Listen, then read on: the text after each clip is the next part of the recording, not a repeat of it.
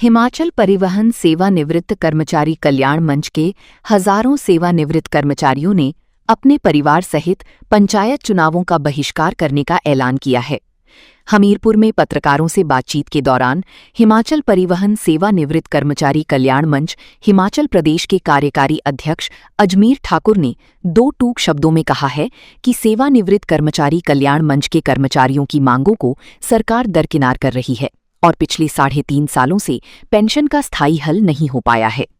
इसके साथ ही अजमेर ठाकुर ने बताया कि 70 वर्ष से अधिक आयु के करीब 1500 पेंशनरों को ही पेंशन दी गई है, जबकि 7000 के करीब पेंशनरों को अभी तक पेंशन नहीं मिली है, जो कि सरकार व निगम प्रबंधन की नाकामी को दर्शाता है।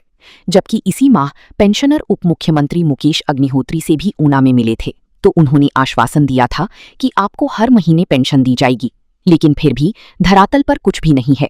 इससे जाहिर होता है कि सरकार की कथनी और करनी झूठी साबित हो रही है।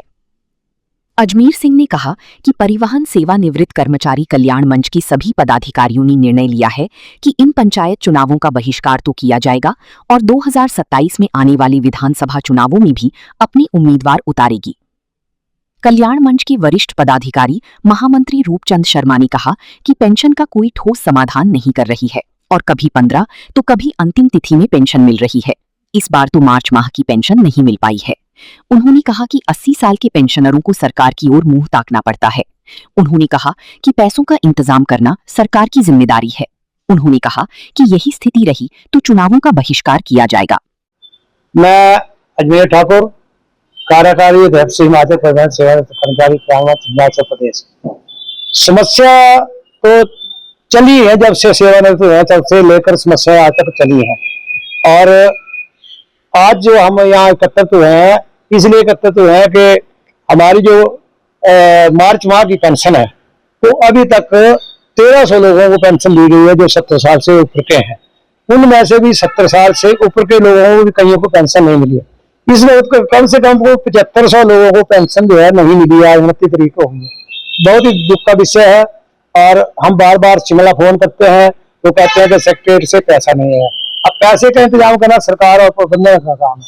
हमारा काम था, हमने कार्य किया 35 से 40 साल जो है दुर्गम क्षेत्रों में रात दिन सरकार के आदेशों की पालना करते हुए जनता की सेवा की है। तो इसमें पैसे का इंतजाम तो हमने नहीं करना है।